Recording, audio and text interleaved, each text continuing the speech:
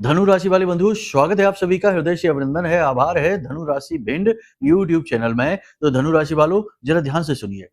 एक बहुत बड़ी मुसीबत आपके दरवाजे पर आ खड़ी हुई है।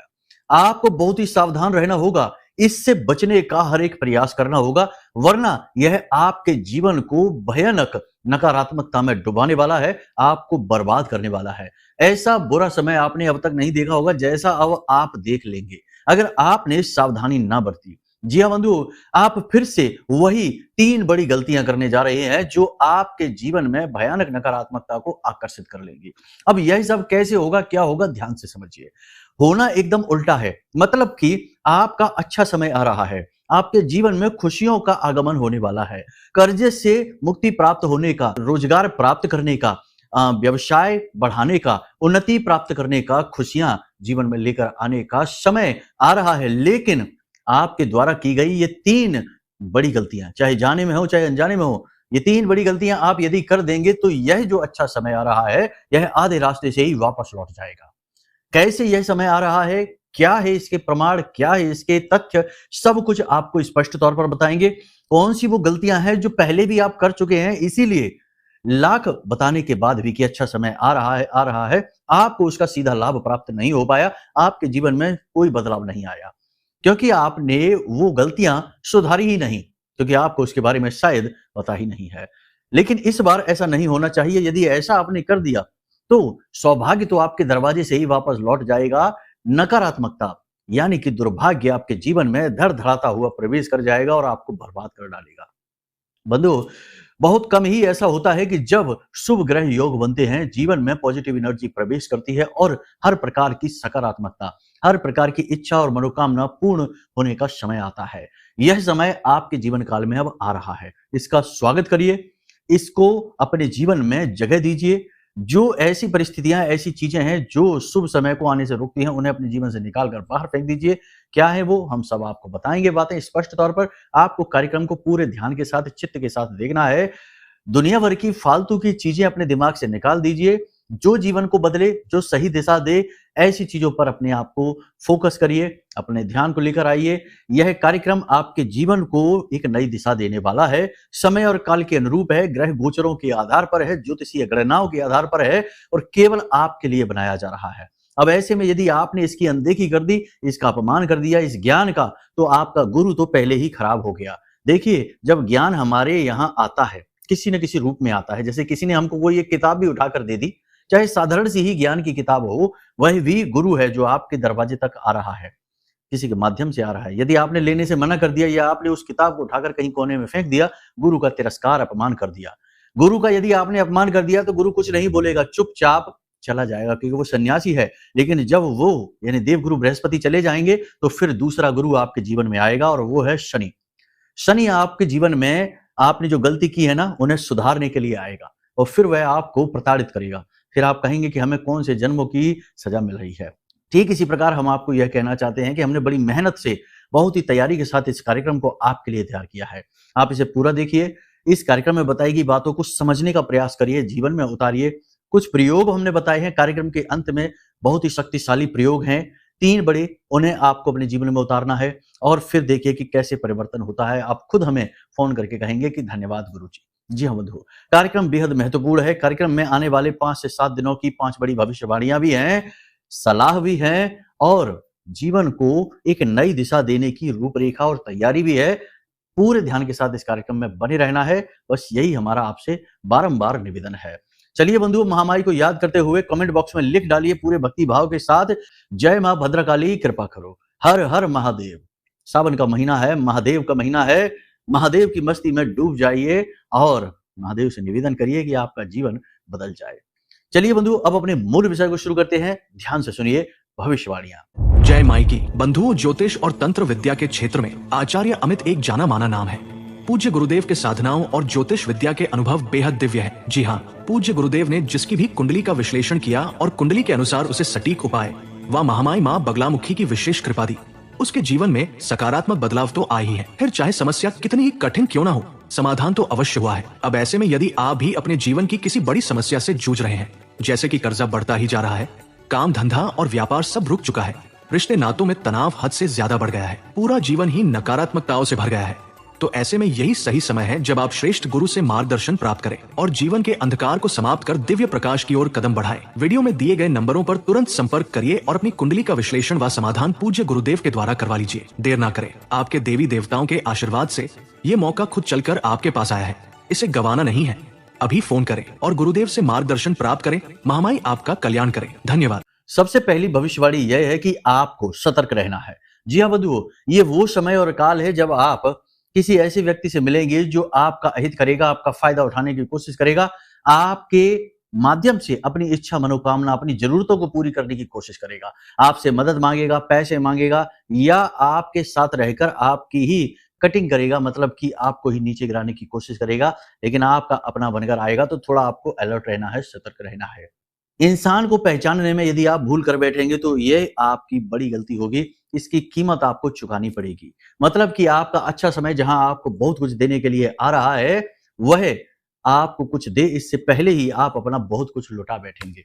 मतलब कि आपसे किसी ने मदद मांगी और कुछ पैसे मांगे और कहा कि हमारी हालत बहुत खराब है, हमें पैसे दे दो, बहुत ज्यादा जरूरत है, हम बर्बाद हो चुके हैं। आपने अपनी पूंजी उठाकर उसे दे दी, तो अब आपका अच्छा समय कैसे आएगा? आपने माता लक्ष्मी का तिरस्कार कर दिया, आने वाले समय का तिरस्कार कर दिया। तो ये भूल आपको नहीं करनी है। पैसे, अपना धन दबा कर रखना है, फिजूल खर्ची में नहीं देना है, किसी की मदद करने की जरूरत नहीं है। सब अपने भाग्य का खाते हैं, सब अपने कर्म का भोगते हैं और सब अपनी कर्म की यात्रा में लगे हुए हैं। कोई किसी की जिम्मेदारी नहीं उठा सकता है। सहयोग थोड़ा बहुत करने की बात अलग है, लेकिन उठाकर अपनी पूरी पूंजी दे देना, तन मन धन से किसी के लिए खड़े हो जाना, ये अच्छी बात नहीं है, क्योंकि ये कलयुग है। यहाँ पर लोग ठगने को कला कहते हैं, बेवकूफ बनाने को योग्यता समझते हैं और सीधे साधे भोले भाले आप जैसे मासूम लोगों को ठग कर मुस्कुराते हैं और कहते हैं कि हमने कितनी होशियारी दिखाई, कलाकारी दिखाई। तो ऐसे युग में इस तरीके की गतिविधियां विनाश लेकर आती हैं, परेशानियां लेकर आती हैं, तो संभल कर रहने की आवश्यकता है। दूसरा कि आप अपने काम पर पूरा ध्यान देंगे, अपने जीवन की व्यस्तता पे पूरा ध्यान देंगे, कार्यों को व्यवस्थित करने की कोशिश करेंगे।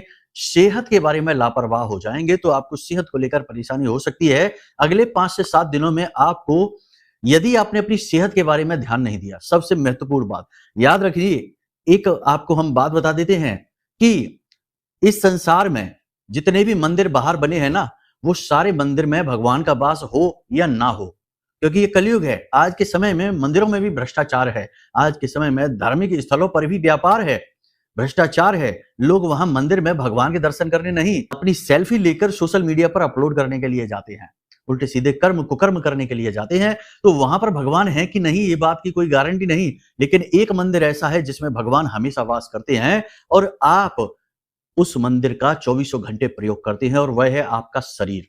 जी हाँ, इस शरीर के प्रति आपका सबसे पहला, सबसे बड़ा दायित्व है।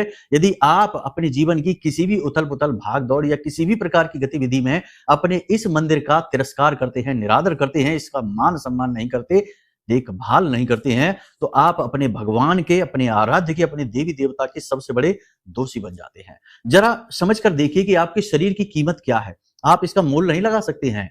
लाखों करोड़ों अरबों रुपए देकर भी ये शरीर वापस नहीं लिया जा सकता है। कहने का मतलब यह है कि लाख बातें कहने के बजाय सीधी एक बात है कि ये जो समय है, आने वाला 5 से 7 दिनों का समय है, इस समय में आप व्यस्त बहुत होने वाले हैं, काम की अधिकता होने वाली है, यात्राएं भी आप कर सकते हैं। इन सब के बीच आपको 2 बातों का विशेष ख्याल रखना है। सबसे पहली बात कि खान पान का ध्यान देना है और आराम का पूरा ध्यान देना है। बिल्कुल भी हड़बड़ी जल्दबाजी में नहीं रहना है, आराम शरीर को देते हुए काम लेना है। ठीक है, पहली चीज। दूसरी चीज, अपने मन पर आपको पूरा नियंत्रण रखना है, क्योंकि मन भी आपका व्याकुल होगा। 50 तरीके के विचार मन में आएंगे और मन की व्याकुलता को बढ़ाएंगे, जिससे कि आप मन से दुखी होंगे और मन से दुखी होने का प्रभाव तन पर दिखाई देता है। आप देखते होंगे कि जो लोग बहुत ज्यादा सोचते हैं, हद से ज्यादा चिंताएं करते हैं, ऐसे लोग बिल्कुल कमजोर हो जाते हैं, शरीर से बिल्कुल एकदम कांटे जैसे हो जाते हैं, बाल भी झड़ जाते हैं और चेहरा मुरझा जाता है और तेज ही गायब हो जाता है। तो ये विचारों का प्रभाव ही तो है जो शरीर पर, तन पर दिखाई देता है। इसका निरादर नहीं करना है, इसका अभी बहुत ज्यादा प्रयोग करना है। आने वाले समय और काल में बड़ी बड़ी कहानियां लिखी जाएंगी इसी शरीर के सहारे, तो इसका निरादर नहीं करना है, वरना देवताओं का श्राप लगेगा, कुछ भी हासिल नहीं कर पाओगे, बस स्ट्रगल ही रह जाएगा। ठीक है, तो करना क्या है, खान पान का ध्यान दीजिए, योग, प्राणायाम, आध्यात्म, थोड़ी बहुत कसरत, सुबह सोकर जागना, समय से, रात्रि को समय से सोना, सुबह जल्दी जागना, सूर्योदय से पहले जागने की कोशिश करना। जब आप ये करते हैं तो आपका मंगल, आपका शनि और राहु ये तीनों एक्टिवेट हो जाते हैं पॉजिटिवली। मंगल एक सैनिक है, इसे डिसिप्लिन यानी अनुशासन बहुत अधिक प्रिय है, और शनि जो कि एक अध्यापक है, एक टीचर है, इसे भी अनुशासन बहुत अधिक प्रिय है। और जब ये दोनों ग्रह अनुकूल होते हैं तो राहु को अनुकूल होना ही पड़ता है, अचानक से कुछ भी गलत नहीं हो सकता है, ठीक है। तो अपनी सेहत का विशेष ख्याल रखना है, ये बहुत महत्वपूर्ण है। तीसरा, अपनी संगत पर, आपके साथ, आपके दोस्तों में, आपके व्यवहार में, आपके रिश्तेदारों में भी कुछ लोग ऐसे हैं जो आपको नीचे गिरता दिखना चाहते हैं, जो आपके नीचे गिरने में, आपके पतन में आनंद लेना चाहते हैं, आपसे भयंकर तरीके से जलते हैं, आपके खिलाफ कुटिल नीतियां भी बनाते हैं, दुष्ट हैं, ये आपके जीवन के शत्रु हैं। इन्हें आप पहचानिए, इनका सही आकलन करिए, वरना ये आपको कभी ऊपर उठने नहीं देंगे। जब भी आप कोई योजना बनाएंगे, जरा भी 2 कदम आगे बढ़ाएंगे, ये भी किसी न किसी प्रकार की योजना बनाएंगे, कुछ नहीं तो मन से, विचारों से ही इतना आपको कोसेंगे कि आपके जीवन में अड़चनें, रुकावटें आएंगी ही, बाधाएं आएंगी ही। तो आप क्या करें, ऐसे लोगों को पहचाने और इनसे थोड़ी दूरी बनाने की कोशिश करें। रिश्ता तोड़ने की जरूरत नहीं है, झगड़ा करने की जरूरत नहीं है, विवाद की कोई आवश्यकता नहीं है, बस इनसे थोड़ी सी दूरी बना लीजिए, यही सबसे महत्वपूर्ण रहेगा। यानी कि आत्म मंथन के साथ साथ अपने वातावरण का भी मंथन करना है आपको। यह समय मंथन का है, मंथन करेंगे तो विष भी निकलेगा और अंत में अमृत भी निकलेगा, माता लक्ष्मी के भी दर्शन होंगे। जी हाँ, तो ये सारी बातों को देखिए, ध्यान से समझिए। समय और काल कैसे परिवर्तित होगा इसके विषय में भी आपको बताएंगे, कुछ जरूरी उपाय, क्रियाएं भी बताएंगे, जिससे आने वाले समय का आपको पूरा लाभ मिलेगा, 1% भी मिस नहीं होगा, ठीक है। तो ये महत्वपूर्ण है। एक और, आपके मन में कुछ लोगों के, सभी की नहीं बात कर रहे हैं, लेकिन कुछ लोगों के मन में लगातार परेशानियां, अड़चनें और 50 तरीके की चीजें आपने ट्राई की हैं, कई उपाय किए हैं, क्रियाएं की हैं, इन सब की वजह से कहीं ना कहीं धर्म के प्रति, अध्यात्म के प्रति, ज्योतिष के प्रति और भगवान के प्रति भी नकारात्मकता आ चुकी है। विचार दूषित हो चुके हैं, क्रोध सा भर जाता है। जब भी कोई ऐसी बात आती है तो मन में एक खीज, एक क्रोध सा भर जाता है। तो ऐसे लोगों से हम बस इतना कहना चाहते हैं कि देखिए, आप अपने जीवन में जो भी भोग रहे हैं, सुख है, दुख है, कष्ट है, स्ट्रगल है, संघर्ष है, जो भी कुछ आप सह रहे हैं, वह आपके ही कर्म हैं जो आपके पास लौट कर आ रहे हैं। किसी दूसरे के कर्म के फल आप नहीं भोग सकते हैं, ऐसा संभव ही नहीं है। जो जैसा करता है वो वैसा ही भरता है। अब हो सकता है कि आपने इस जन्म में कोई भूल की ही ना हो, लेकिन पिछले जन्म के कर्म आपके प्रारब्ध बनकर इस जन्म में आए हैं, उन्हें तो काटना ही पड़ेगा। तो आप इस प्रकार से आप सोच सकते हैं। दूसरा, कि अगर आपको अपना कर्म काटना है तो आपको शक्ति की पूजा करनी होगी। जी हाँ, मंत्र को उठाना होगा और मंत्र की सहायता से अपने कर्म के विधान को काटना होगा।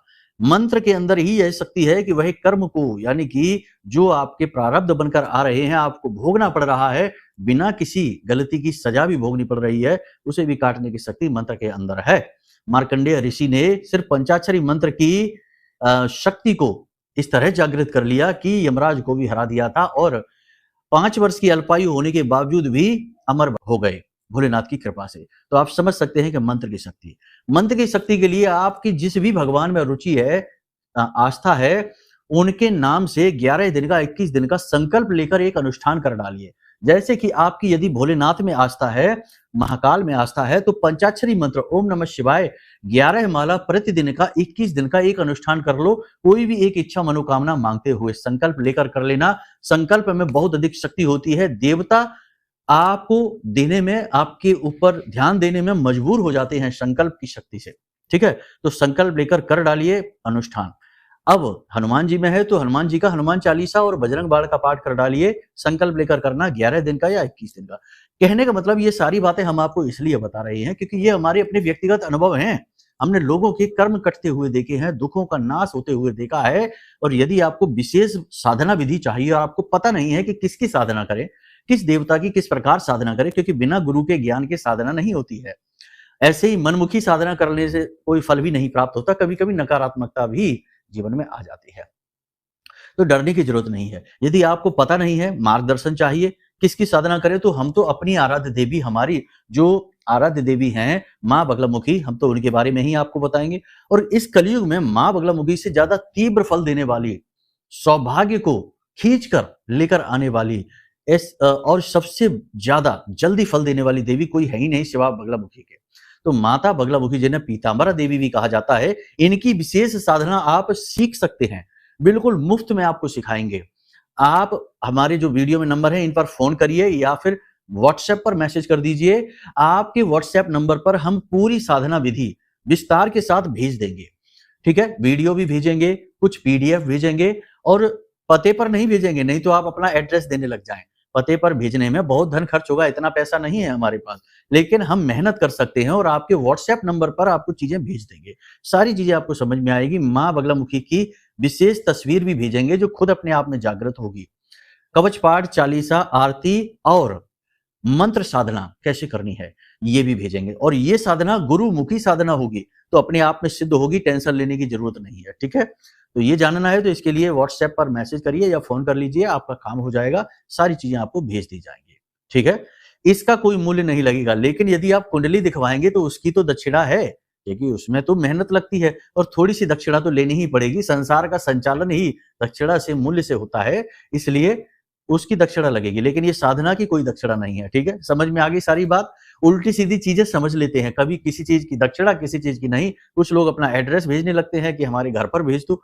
अरे हम पहले ही कह रहे हैं कि इतना धन नहीं है हमारे पास में, आप समझने का प्रयास करिए, ठीक है। तो उम्मीद है आपने सारी बातें समझ ली है। तो हम यहाँ पर आपको ये कहने का प्रयास कर रहे हैं कि यदि आपका मन खिन्न है, उदास है, लगातार हताशा, परेशानी, निराशा देखते देखते आप व्याकुल हो चुके हैं, तब भी आस को, उम्मीद को न खोइए। जी हाँ, आस पर ये सारा ब्रह्मांड टिका हुआ है, उम्मीद से ये सारी दुनिया चल रही है। तो आज रात को यदि कोई सो रहा है तो इसकी क्या गारंटी है कि सुबह सोकर जागेगा? सूर्योदय इस बार हो रहा है, इसकी क्या गारंटी है कि अगली बार सूर्योदय होगा? कोई गारंटी नहीं है। सब बिल्कुल बाल बराबर संतुलन पर पूरा ब्रह्मांड चल रहा है। जरा सा संतुलन हिला नहीं कि सब कुछ खत्म हो जाएगा, भस्म हो जाएगा। तो आप समझिए कि यहाँ किसी चीज की गारंटी नहीं है, लेकिन उम्मीद है। तो आप अपनी उम्मीद क्यों खो रही हैं?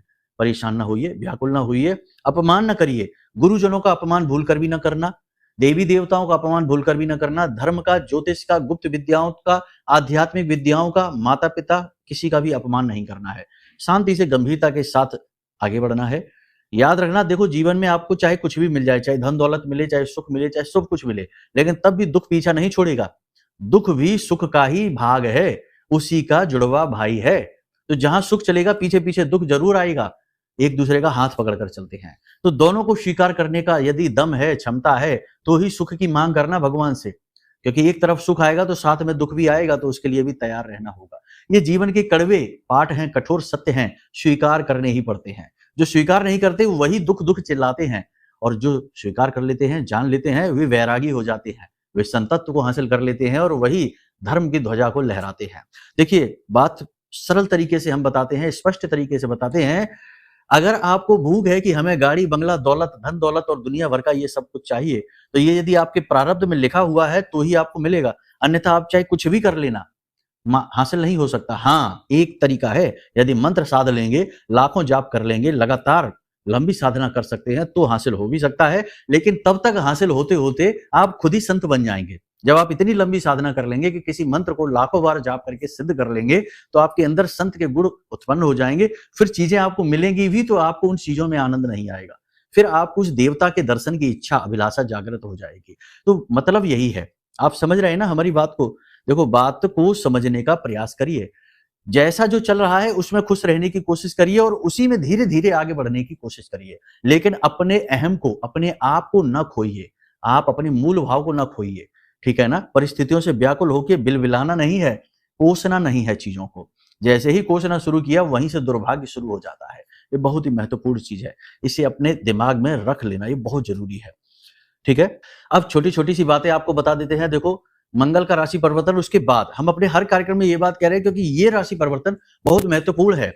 मंगल की ऊर्जा एकदम से बढ़ेगी। 28 तारीख के बाद आपको ये स्पष्ट महसूस होगा, संकेतों के माध्यम से कई प्रकार के संकेत आपको मिलेंगे। अचानक से घटनाएं घटित होंगी, पॉजिटिव घटनाएं घटित होंगी 28 तारीख के बाद, तो समझ लो कि ये अच्छा गोचर है, इसका आपको लाभ मिलेगा।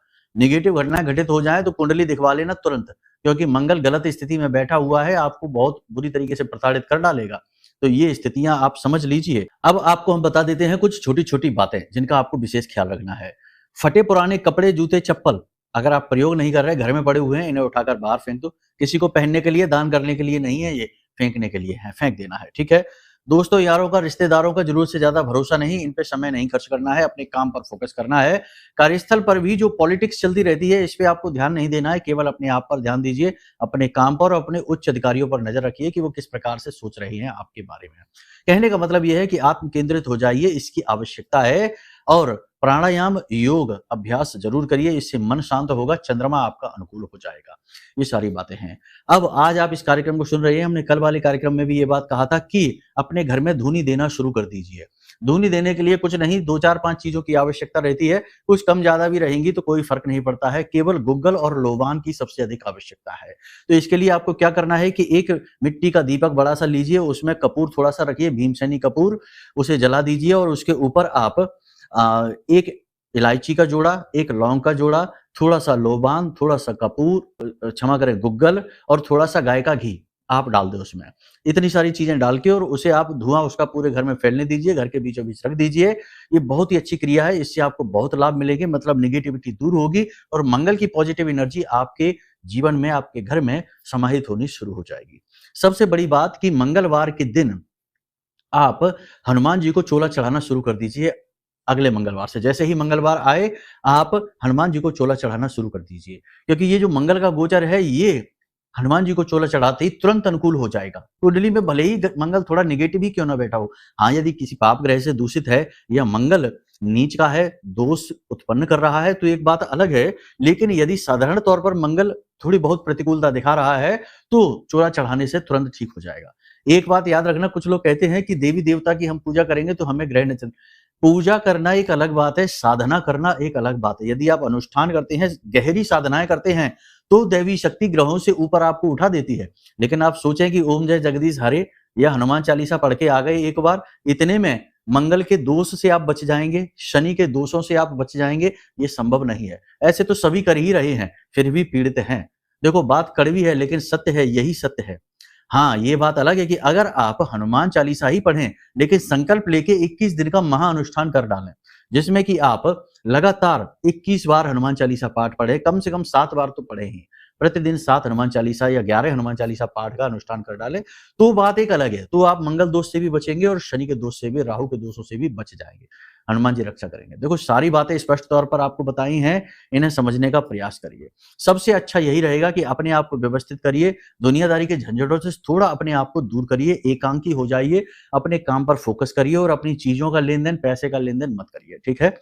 किसी एक दैवी शक्ति की शरण में जाकर गहरे अनुष्ठान उठा लीजिए, सारी ग्रह स्थितियां अनुकूल होनी शुरू हो जाएंगी।